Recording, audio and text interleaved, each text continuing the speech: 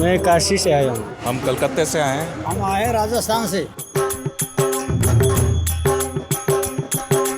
राजस्थान जयपुर से आए हैं। लुधियाना पंजाब से आया हूँ। हम लोग उड़ीसा से जगन्नाथपुरी से आए हैं।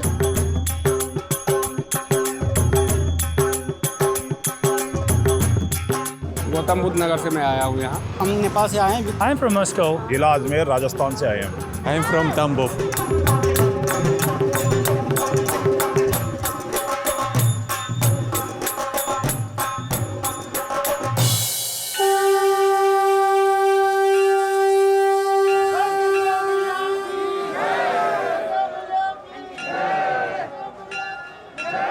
कुंभ के पीछे एक परंपरा है, अत्यंत प्राचीन, और ये हमारी संस्कृति का उच्चतम प्रतिमान है।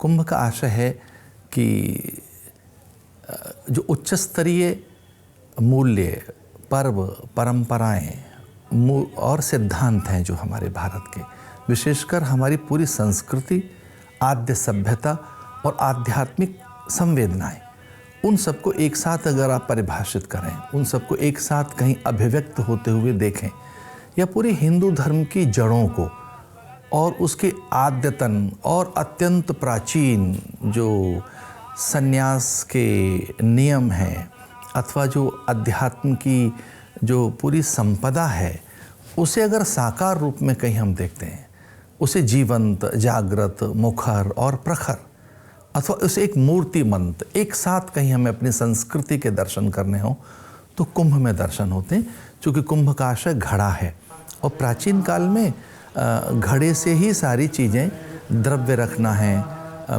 मूल्यवान वस्तुएं रखनी हैं, जल रखना है, अथवा अमृत रखना है।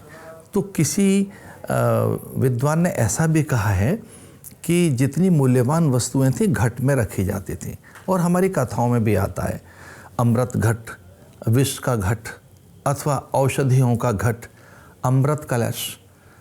तो जो ये कुंभ है, अमृत कलश का अर्थ परिभाषित करता है।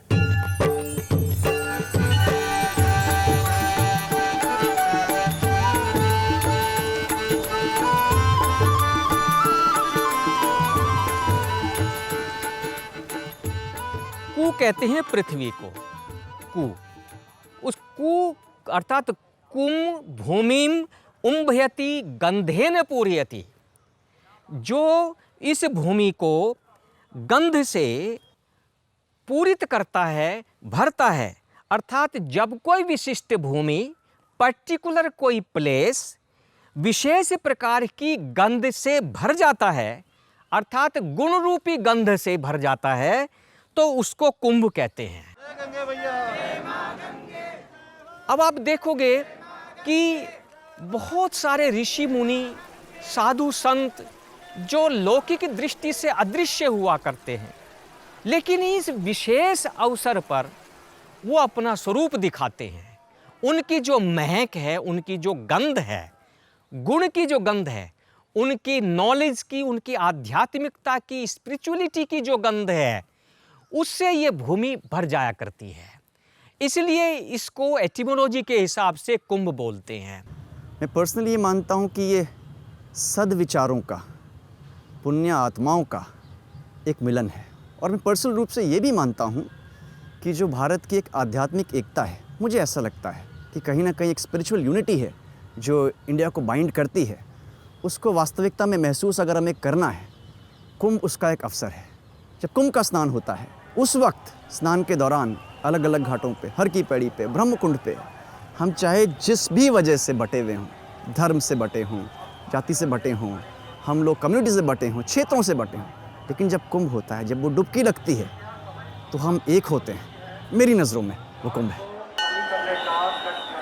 कुंभ सांस्कृतिक भी है, आध्यात्मिक भी है, वैवाहिक भी है, पारस्परिक भी है और सामाजिक भी है।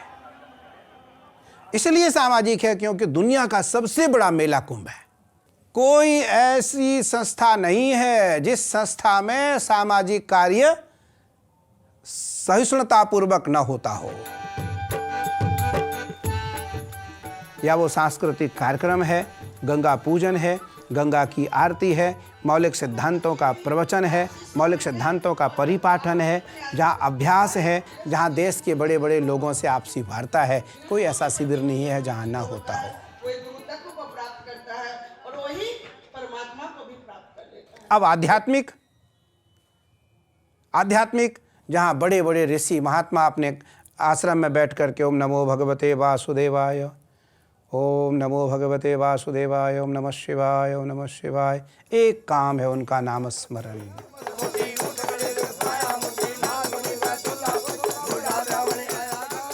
ना काहू से दोस्ती, ना काहू से बैर, वो अपनी मस्ती में मस्त रहते हैं। वहाँ आया है कि वाह वाह रे मौज फकीरा दी,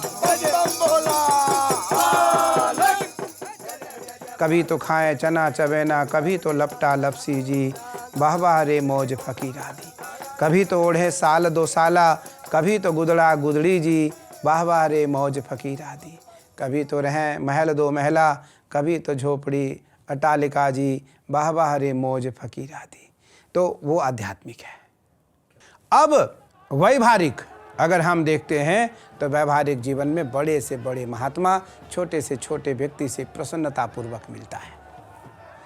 कभी किसी महापुरुष ने कुंभ के दौरान किसी व्यक्ति का अपमान नहीं किया।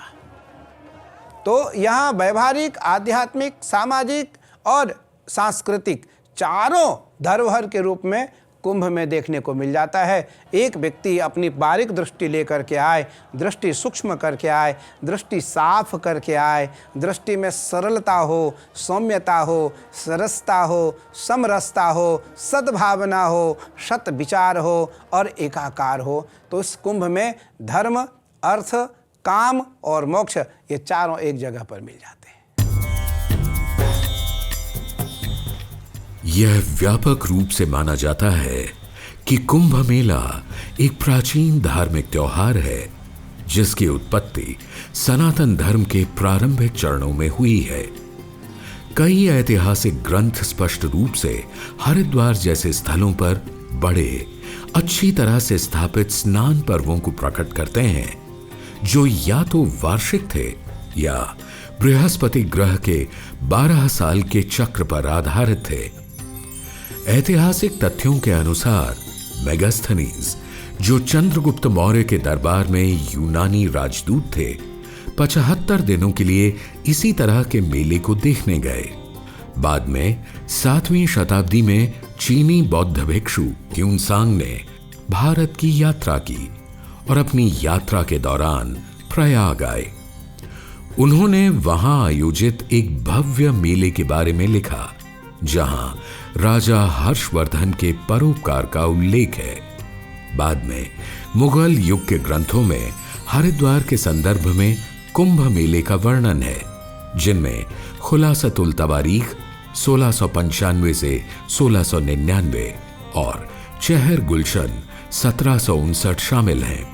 हरिद्वार कुंभ मेले का प्रारंभिक लेखा जोखा 1796 में कैप्टन थॉमस हार्डविक द्वारा प्रकाशित किया गया था। ऐसा कहा गया है कि कुंभ मेला अपने वर्तमान स्वरूप में ब्रिटिश शासन के दौरान आया, जिसने इस तरह के एक बड़े सांस्कृतिक उत्सव को विनियमित करने की आवश्यकता महसूस की। सच तो है कि पुराणों से कुंभ की उत्पत्ति हुई है। भाई अनेक पुराण ऐसे हैं, वो ये बताते हैं समुद्र मंथन हुआ और समुद्र मंथन के समय में विश्व कुंभ निकला सबसे पहले और फिर अमृत कुंभ निकला। तो अमृत कलश लेकर धन्वंतरी गए और उन्होंने 4 स्थानों पर वे अमृत कण छलकाए अथवा गिराए मानवीय कल्याण के लिए, जैव जगत के उद्धार के लिए। अवंतिका में क्षिप्रा में, नासिक में गोदावरी में, अंत्य सलिला सरस्वती, धौधवला गंगा, किंचित श्यामा कालिंदी प्रयाग में और कुंभस्थ काल में यहाँ। संयोग से ये कुंभस्थ है। प्रयाग में मकरस्थ होता है और उज्जैनी में सिंहस्थ होता है। हरिद्वार में जो कुंभ है वो एक विशेष स्थिति में आता है। मेष राशि स्थितौ भानौ कुंभे च गुरौ स्थितौ गंगा द्वारे भवेत योगो मुक्ति भुक्ति प्रद शिवे। ये पुराण का श्लोक है, एक पुराण का। इसमें मतभेद हो सकता है, लेकिन जो ये हरिद्वार है, हरिद्वार के अंदर जो कुंभ का आयोजन होता है वो गुरु के कुंभ राशि होने पर और सूर्य के मेष राशि में स्थित होने पर ही ये कुंभ का आयोजन हरिद्वार में होता है। जो ज्योतिष के विद्वान हैं वो इस बात को बताते हैं कि 12 वर्ष में जो ग्रह नक्षत्र हैं उनकी एक विशेष स्थिति बनती है, और इसलिए हमारे मंत्र दृष्टा ऋषियों ने, हमारे मुनियों ने सनातन धर्म का चिंतन करते हुए कहा कि इन जब विशेष राशि जब स्थिति होती है तब कोई पर्व होना चाहिए, इसलिए उन्होंने इसका निर्धारण किया। ये कुंभ योग है, पर्व है, ये कोई मेला नहीं है। इस पर्व में गंगा के स्नान, आवास और दान का बड़ा भारी पुण्य होता है। तो इसलिए इस पुण्य का जिनको ज्ञान है, जो शास्त्र को जानते हैं, वो लोग चाहते हैं कि हमारे जीवन में ये अवसर मिल जाए, और 12 साल के बाद वो घूमते हैं, यहाँ आते हैं। तो इसमें संत महात्मा भी आते हैं, सदगृहस्थ भी आते हैं, और हम लोग तो ये मानते हैं कि देवता भी आ जाते हैं। तो सब लोग यहाँ स्नान करके पुण्य पर्व पर अपने को धन्य धन्य करते हैं। तो हम ऐसा कह सकते हैं कि नक्षत्रों के परस्पर योग संयोग से जो एक महान पर्व सृजित होते हैं, उनमें जो श्रेष्ठतम विराटतम कुंभ है, पर्व है, वो कुंभ है, और जिसे यूनेस्को ने सांस्कृतिक अमूर्त धरोहर घोषित किया है। यह श्री गंगा सुरतरंगिणी है जो मनुष्य को संसार समुद्र से पार कराने वाली है। भगवान श्री विष्णु के चरणारविंद से प्रकट होकर यह श्री गंगा भूमंडल पर अवतरित हुई है। यह श्री गंगा भव भय विनाशिनी, पाप विनाशिनी, सुमेरु पर्वत वासिनी, अमृत जलमयी, प्रसन्न मुख वाली, शुभ फल प्रदायिनी एवं सर्वजन पूजिता भगवती है। कुंभ का जो दर्शनार्थ है वो गंगा से है। गंगा स्पर्शयोर मुक्ति ही, सबसे पहले तो गंगा दर्शनार्थ मुक्ति। गंगा को देखने मात्र से व्यक्ति को मुक्ति मिल जाती है, शांति मिल जाती है माँ को देखने से। गंगा दर्शनार्थ मुक्ति ही। फिर गंगा स्पर्शयोर मुक्ति ही, गंगा को स्पर्श करने मात्र से शांति और मुक्ति मिल जाती है, आनंद मिल जाता है। फिर गंगा आचमनयोर मुक्ति, गंगा जल का आचमन करने मात्र से कितना भी मन अशांत हो, शरीर अशांत हो, हम शांत हो जाते हैं। चौथा गंगा स्नानार्थ मुक्ति ही, गंगा स्नान करने मात्र से मेरा कितने जन्मों का पाप तो दूर होता ही होता है, लेकिन मेरे जो संताप हैं वो भी दूर हो जाते हैं, मेरा जो त्रिताप है वो भी समाप्त हो जाता है, और हमारी जो शरीर में कठिनता है वो भी समाप्त हो जाती है, और हम अत्यधिक आनंद की अनुभूति का आनंद लेते हैं। वेदों में ही गंगा का वर्णन आता है। सिता सिते सरिते यत्र संगते तत्रापुलासो दिवम उत्पतंती। सित असित सरिताएँ जहाँ पर मिलती हैं, वहाँ जो स्नान करता है वो दिव्य लोक को प्राप्त होता है। ये वेद भी गंगा की महिमा का वर्णन करता है, और हम लोग मानते हैं कि किसी वस्तु की पवित्रता की पराकाष्ठा यदि न हो तो हम उसकी उपमा, उसकी पराकाष्ठा को गंगा की उपमा से देते हैं। ये कहते हैं इसका जीवन गंगा जल से पवित्र है।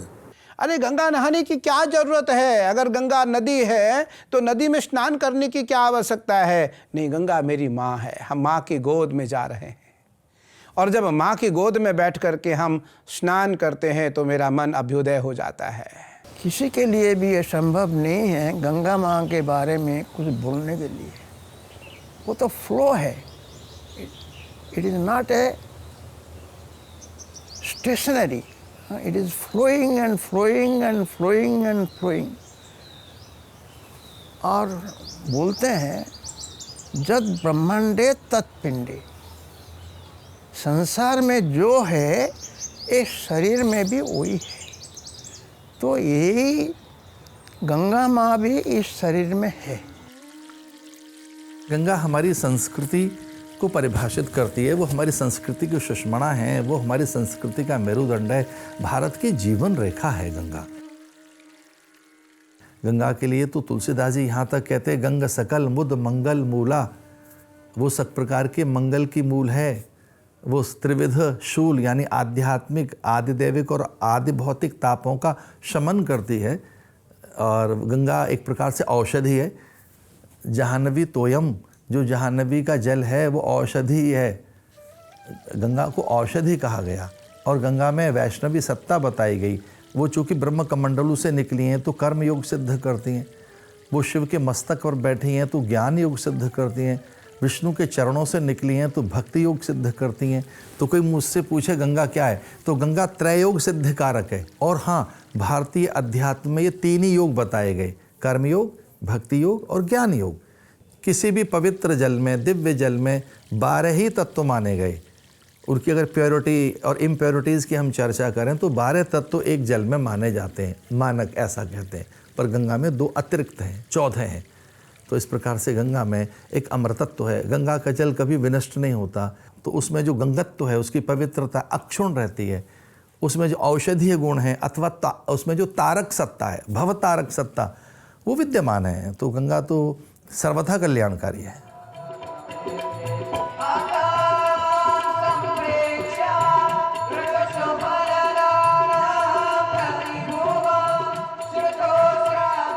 When I see her and feel her, I feel that presence of this Divine Mother. But I also see in her the truth of myself, that capital S self, that self which is not this body, that's not my role or my history or my story or my identity, but that self which is divine. When we say aham brahmasmi or soham, I am that, I am one with the divine. All of these teachings that were given, mantras जिसके जप करना है, उसकी अनुभव, I experience it in looking at Ganga. Because in Ganga, everything is there. And in Ganga, I am also there. And in me, Ganga is also there. And that means in me, everything is also there. इसलिए गंगा के बिना तो मेरा अस्तित्व ही समाप्त है। मैं कहता हूं कि गंगा जिस दिन असुरक्षित होगी, राष्ट्र असुरक्षित हो जाएगा।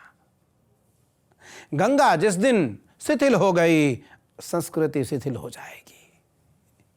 गंगा के बिना कुंभ की कल्पना नहीं कर सकते, क्योंकि गंगा, देखिए, कुंभ का अर्थ है स्नान, आचमन, तर्पण, मार्जन। वो बिना जल के संभव नहीं है। तो गंगा के तट पर ही हमारे सारे संस्कार होंगे और वो सारे सारोकार गंगा से ही हैं हमारे। और ये माना जाता है कि गंगा भेदभाव नहीं रखती। आप देखिए, जब पर्व आता है तो गंगा किसी से नहीं पूछती कि तेरी जाति कौन है, तेरा वर्ण कौन है, तू गरीब है कि अमीर है, न हैसियत पूछती है। जो भी उसमें गोता लगाता है उसको पवित्र कर देती है। So Kumbh, when we talk about this nectar of immortality, it's the nectar of awakening. It's the nectar of truth. कुंभ में जब हम स्नान करते हैं गंगा जी में, तो हम केवल जल में स्नान नहीं कर रहे, हम स्वयं में डुबकी लगा रहे हैं।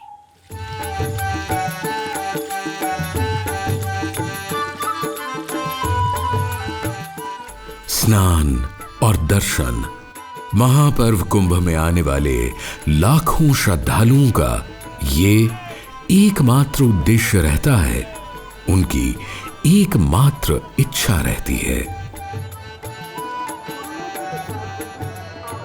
स्नान करना गंगा मैया में बहुत बड़ा पुण्य का काम होता है।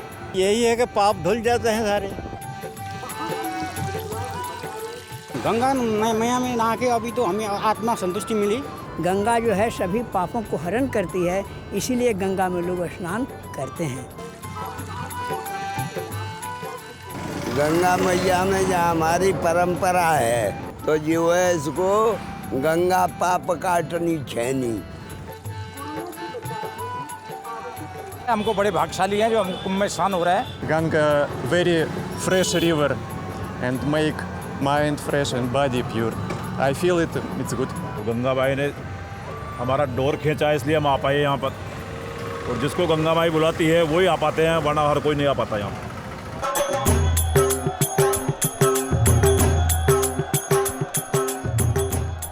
पृथ्वी पर तीर्थयात्रियों का सबसे बड़ा शांति प्रिय जन समूह इस पर्व में एकत्रित होता है, जो स्नान के अतिरिक्त यहाँ उपस्थित अखाड़ों की विभिन्न गतिविधियां देख आनंदित होता है।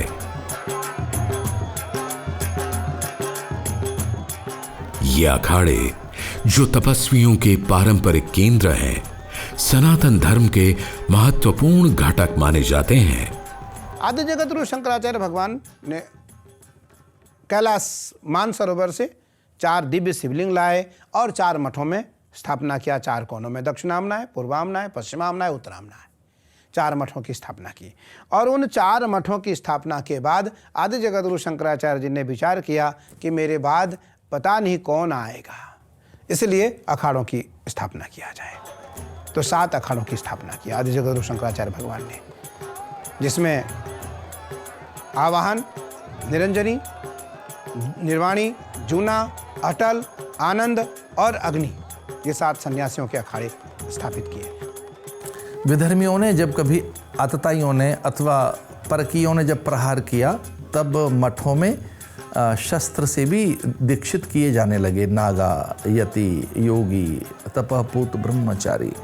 तो उन्हें मल्ल विद्या सिखाई गई, अनेक प्रकार के युद्ध कौशल में उन्हें पारंगत किया गया। एक विशेष प्रकार का एक समुदाय बनाकर, और आचार्य उन्हें शस्त्र भी सिखाते थे उस काल में, और शास्त्र का भी उन्हें संस्कार देते थे।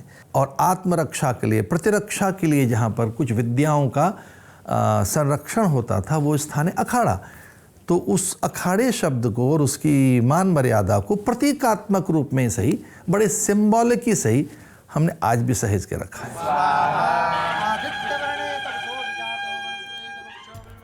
2016 के सिंहस्थ पर्व में एक ऐतिहासिक घटना हुई। सनातन धर्म के अखाड़ों की श्रेणी में एक और नाम जुड़ गया, किन्नर अखाड़ा। 13 अक्टूबर को 2015 नवरात्रि के पहले दिन पे हमने ध्वजारोहण करी और जगदम्बा को पूजते हुए किन्नर अखाड़े का जय घोष किया।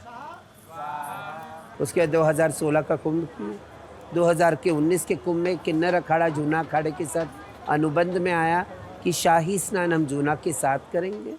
किन्नर अखाड़ा था, है और रहेगा।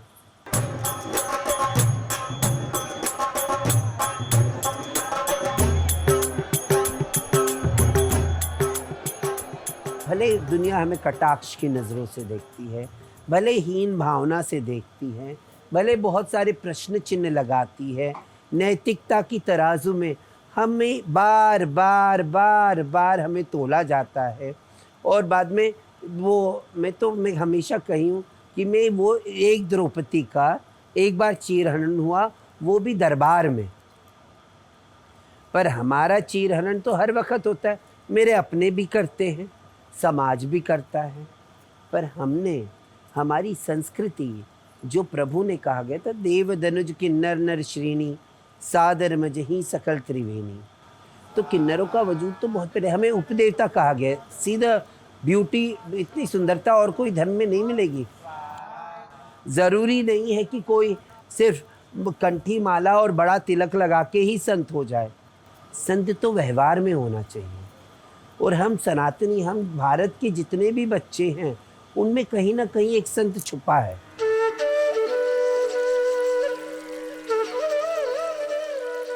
समुद्र मंथन माने मनोमंथन, आत्ममंथन। जब व्यक्ति अपने भीतर की जो दुष्प्रवृत्तियां हैं, अथवा जो अज्ञान जन्य जो उसके भीतर में राग द्वेष है, अथवा जड़ता शठता है, अथवा उसके भीतर में भ्रम भय और अज्ञान के अभाव के कारण जो अल्पता है, उससे दूर होना ही और पुरुषार्थ करके अपने सत्य को उपलब्ध होना ही ये अमृत कुंभ है। हम ही घट हैं और अपने अंदर हम अपने सत्य के प्रकाश से अमृत सहेज के रख सकते हैं।